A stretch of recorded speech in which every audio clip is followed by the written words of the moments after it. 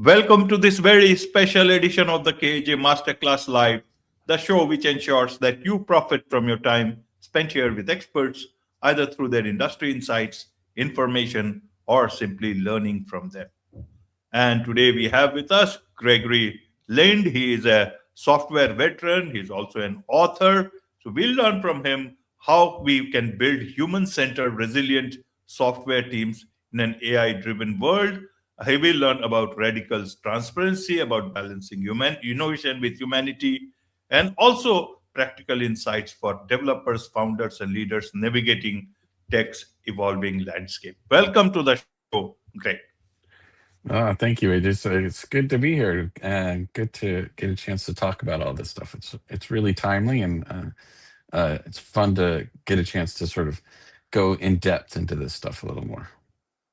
Absolutely, absolutely. Welcome to the show. Welcome to India in this online form, Greg. And I'm sure not just in India, but a lot of people across the globe will benefit from what we are going to talk right now. As I said, we'll be talking about radical transparency in the age of artificial intelligence. We'll talk about all this. But before that, let's talk a bit about your journey, your background, so that people know who they are listening to. Yeah, for sure. So I've been a software developer, I guess, for a little over 20, I guess coming up to 25 years now. I started off working in more of I was a musician who also studied software development. And I started off building websites back in the I guess 1.0 days for selling musical instruments, vintage musical instruments online. And then I learned a lot about web and web development at that point.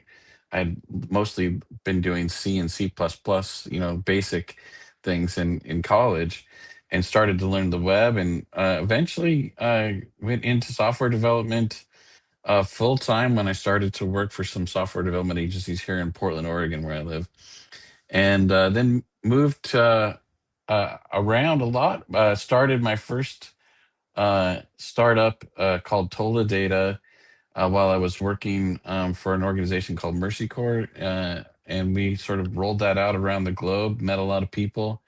Moved to Berlin after we were acquired, and started another startup there for developers specifically called Humanitech. And then from that, split out into another startup called Buildly, which is a developer-centric startup, but also around product management. And it's kind of during those last two startups is when I really started to learn a lot about how product managers see software developers and how software developers see product managers in business, and the differences and difficulties in communication. And that's kind of how a lot of the transparency, radical transparency, and all of that book came about, was based off of a lot of those interactions, as well as a lot of the learnings I was having at the time. Absolutely. And initially, so this discussion is quite timely. I want to understand when you talk about radical transparency, when you talk about, timeliness of the discussion, what is it that you talk or want to say that is so important? How should a common person listening to this conversation understand what you are talking about? Yeah. Well, there's two areas. I think the radical transparency aspect of it applies not just to software development, but to any team and organization that is trying to work together.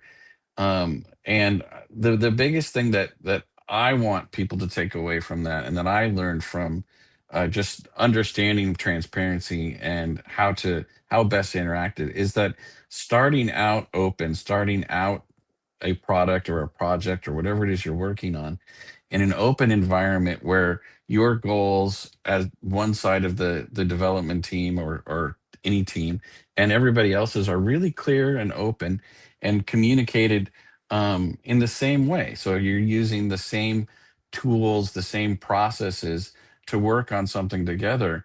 You need to be able to then understand everybody's goals, what they're looking for, how they want to build, what they want to build, and I think that's really where transparency comes into it. For me, if you look at software development, I try to focus on how an open source team builds software.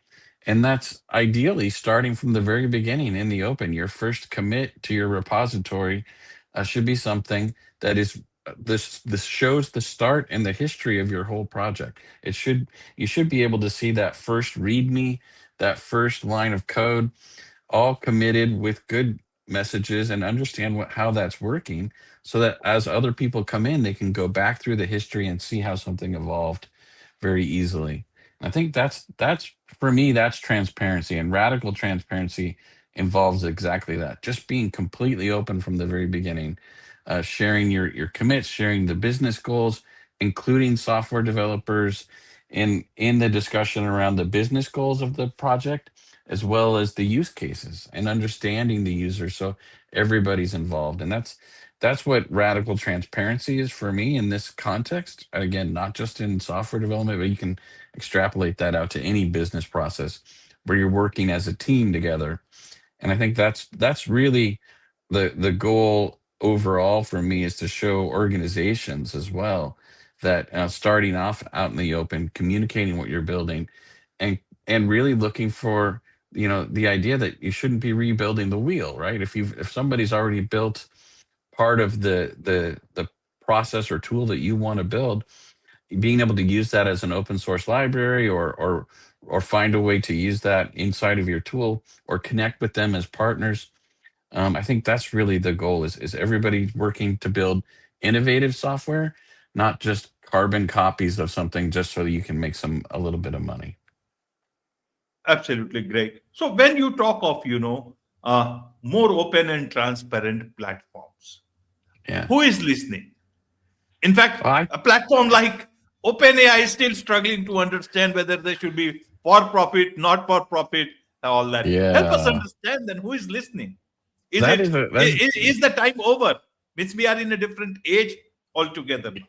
Yeah, that's a really good question. I think OpenAI is not well named, in the sense that none of their AI engine any longer is open source. It did start off that way, which I liked, and I think even at one point, I'm not a huge fan of Elon Musk and his politics, obviously, but he did at one point advocate for OpenAI to stay open source, and I agreed with that, and I think all um, AI development at the moment anyway should be open source because of the impact it has on the rest of humanity and the rest of the way we work and interact with each other. And I think that's something that a lot of folks are starting to look at now. And as you start to understand how these large language models are trained, how they interact, what their innovative pieces of the software are really being built around the frameworks and how they interact, the agents and the agentic processes. That's where software developers are actually turning these, interesting tools that are great for automation into something that feels like you're talking with an intelligence, right? Which we all know it's not. It's intelligent in name only, right? What it's really is a good automation tool that can do some thinking and some adjustment based on the user feedback, and a lot of that is dealt with at the framework level, not at the LLM level. And so, OpenAI, yes, it started off open source. We understood how it was built. I think it needs to go back to that. I think a lot of these tools should be that. And on top of that, understanding how it interacts and how it's trained and what data is coming from. The privacy advocates of the world are listening to what should be open source. The governments are starting to listen, some of them, or what should be open source and how to use it. And I think also security experts are listening and looking at this and saying, yeah, we need to understand how these things work, so that we can build tests around this, so that we can build a way to secure infrastructure around this and protect what we need to protect. You look at the possibilities around quantum computing combined with AI and attack vectors, it gets a little scary. It's not scary because of the technology. It's scary because of the way people could potentially use it.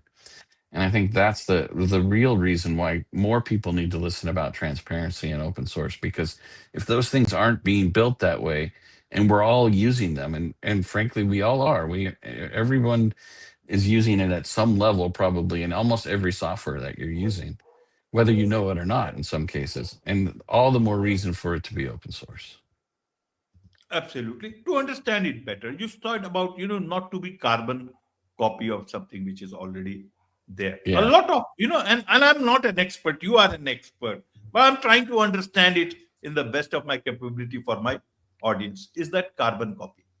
Now, a Yeah. lot of new these tools and whatever it is, even software, if I understand it in that way, are being based on all these large language models, either it's Yeah. ChatGPT or Claude or DeepSeek or Perplexity, anything that you name, and that's Yeah. where Yeah. the whole universe seems to be there at.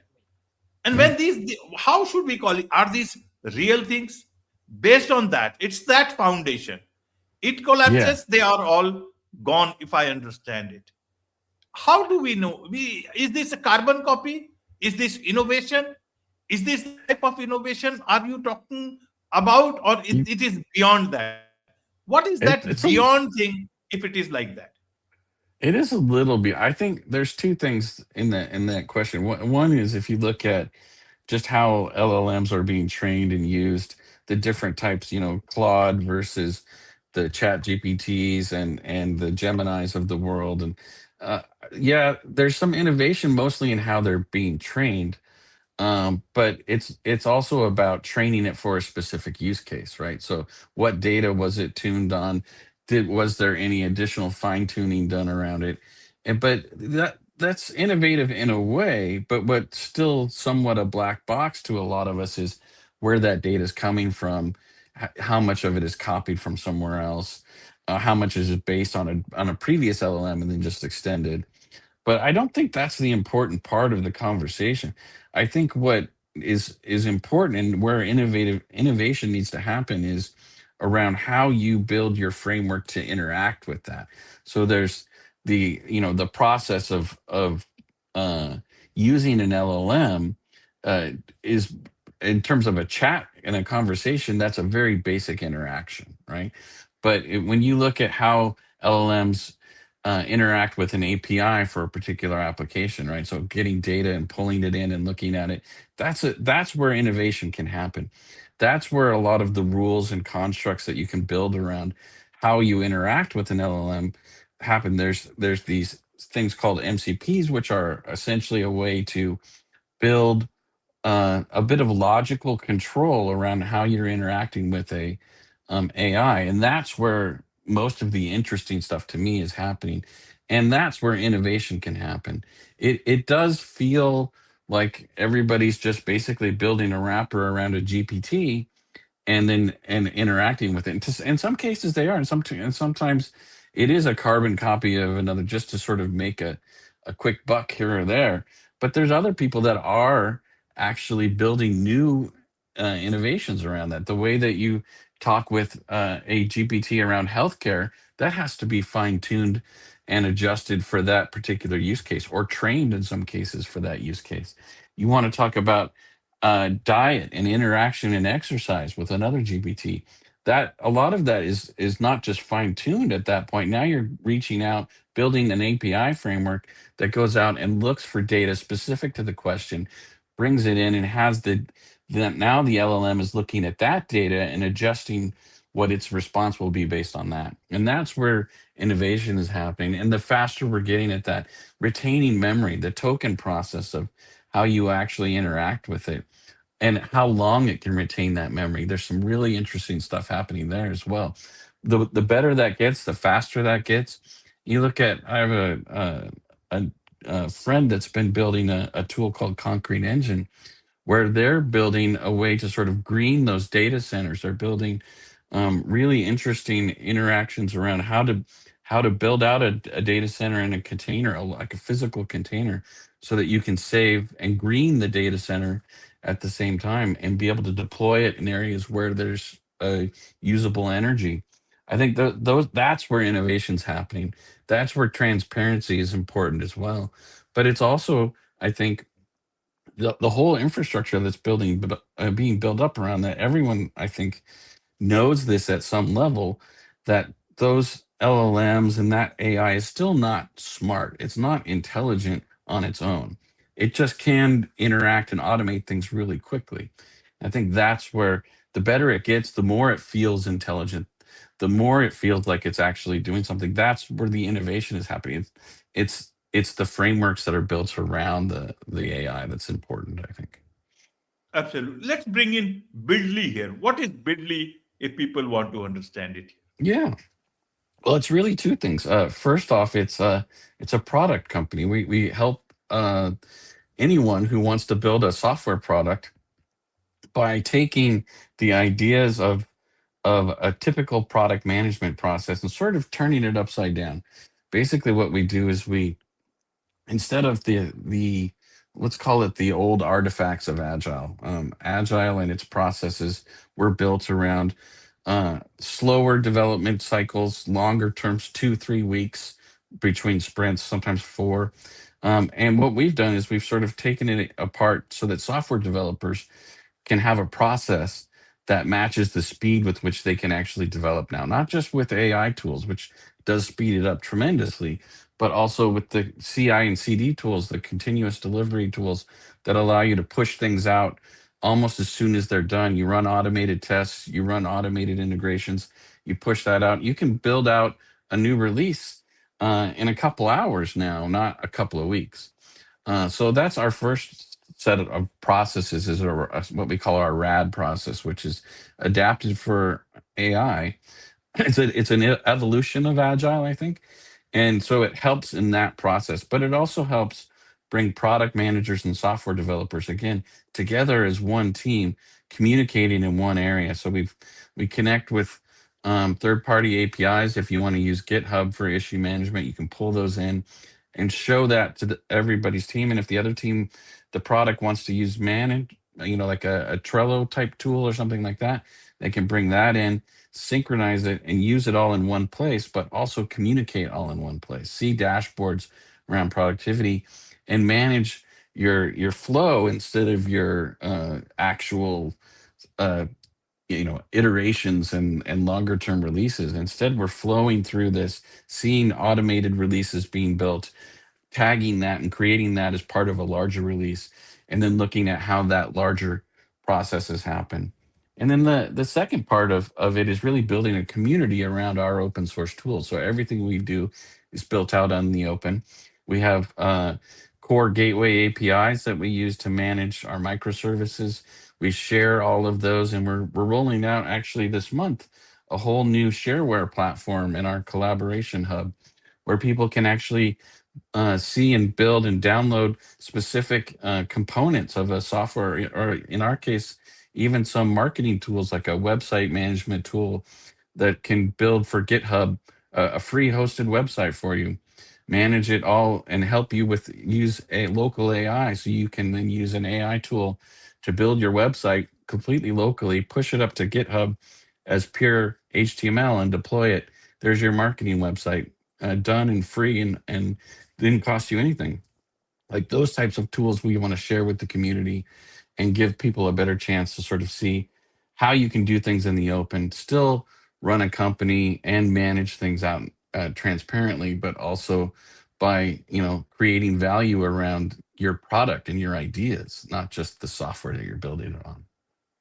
Absolutely. So when you talk of innovation, balancing innovation with humanity, what does humanity here mean? Means if the companies also need profit here, they will, how should they take care of humanity, or should they take care of themselves, have some profit? Yeah. Well, I mean, obviously, for the most part, we all live in a capitalistic society, right? And so we all need to have a way to earn a living, and that's always been the crux of the issue with open source software. Is how do I make money building open source software? And one of the I think the reason, and I think you can do both, right? You can be open, you can be transparent, you can help better humanity with your unique ideas and innovative ideas, and then share that with the world and still make money.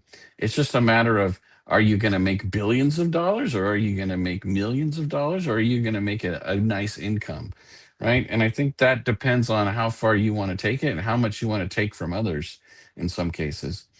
Both taking in terms of investing, and then also giving in terms of not giving as much back. I think with our process and the tools that we and the people we will work with and want to continue to work with, they all have great innovative ideas. They all want to make an interesting product. And we've worked with a lot of startups that have done things in open, and we've worked with startups that have done things only kind of open, in some cases not at all. But they're using open source tools. They're contributing back to those open source tools.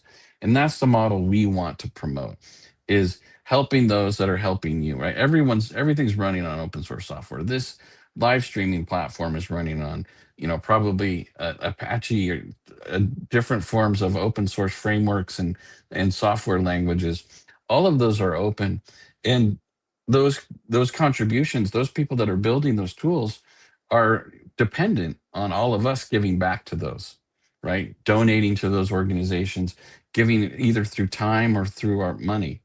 And I think that's the model we want to build out as well, but a little more common sense in some cases, right? Like our shareware version of an open source library, you can purchase a license for commercial use, but it's open source. And after 2 years, that license converts to open source.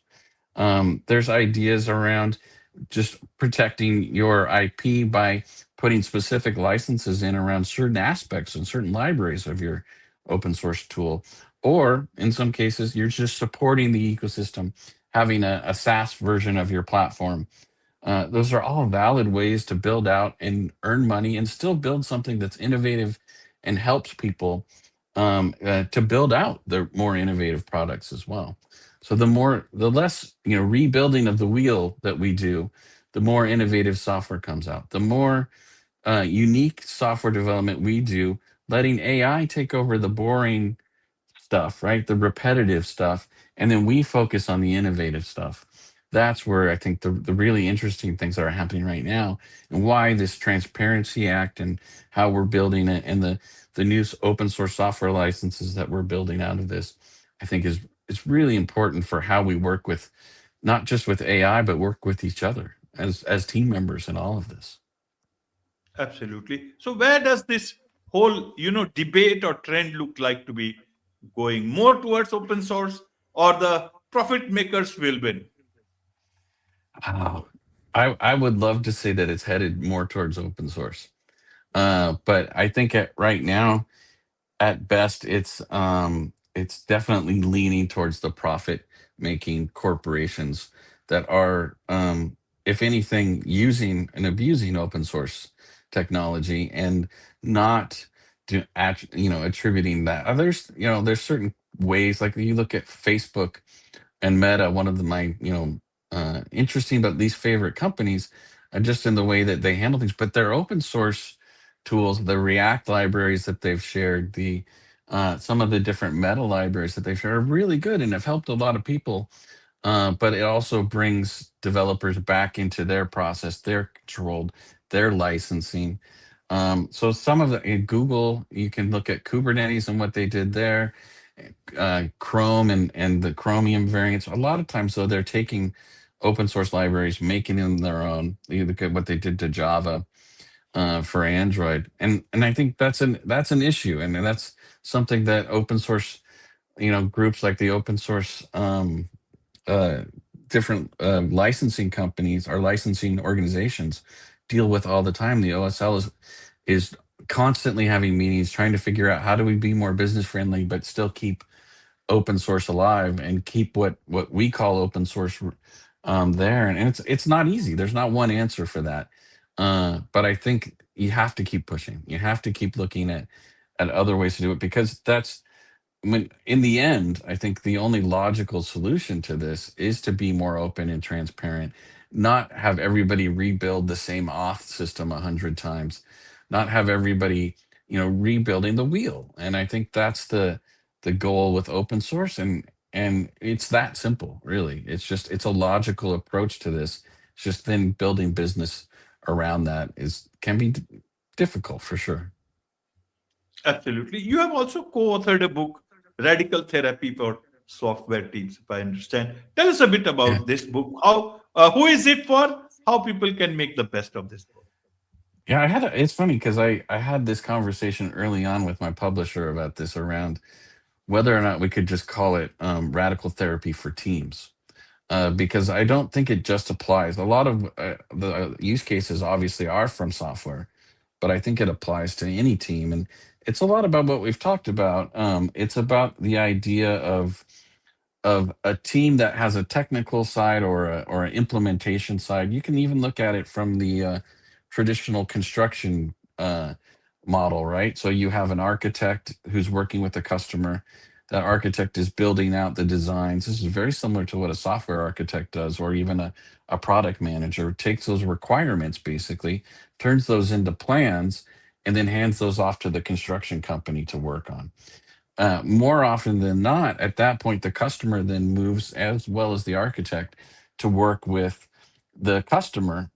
In some cases, it's an individual. In some cases, it's a larger group that's building out a whole development, let's say. But regardless, they're all working on the same thing. But if they aren't communicating and being transparent and don't have clear lines for who can talk to who when, it becomes chaos, right? And that's kind of what Agile and the Agile process tried to fix and did, I think, in a lot of ways. But it also was built around longer term iterations, and it was built around things that were really designed in the late 80s, early 90s around how to do software development and designed to evolve. And I just think it didn't. The basics of Agile and the manifesto are still there and can be in any, even what we do, which is our RAD process, which is based off radical transparency for us, as well as the radical therapy, which radical therapy is a combination of process, transparency, and then I think the counterpart is empathy and building diverse teams. So really our goal with radical therapy for software teams is about diversity in teams and how that helps both from experience. You want juniors, mid-level, seniors all working on a product together. I think the diversity of opinions as well. So you bring younger folks in, you bring in different cultures in, you get different ideas, you get a better product. Your user base these days is the world. It's not just some small group in your organization or a small area of your city or state. It's the world, really, and you want to have those opinions there when you're building the software, have those thoughts and ideas and innovations there as well.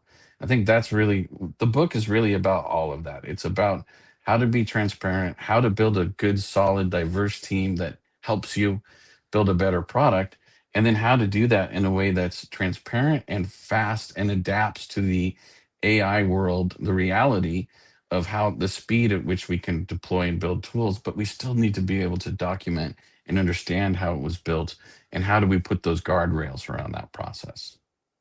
Absolutely. There is much to understand about all this from you, Yeah. Greg, and I'm sure a lot of people would like to connect with you, learn more from you, about you, learn from your book, connect with you for Bidley. What's the best way for them to do so? Yeah, sure. There's a couple of ways. Radicaltherapy.dev is about the book as well as Buildly. It connects those two things together and how we use it. So they can certainly reach out through there. And then buildly.io is our website, and you can connect there to see our labs product, which is built around how to do product management and to help do product management, create new products. It's really for startups more than anything else, but it's also anyone that wants to build a new product. So those are the best places. And then of course I'm on LinkedIn. I'm always happy to have a conversation and talk about this stuff. It's fun. Wonderful. With this, it's a wrap on this very special edition of the KAJ Masterclass Live. Thank you so much indeed for joining us. Thank you.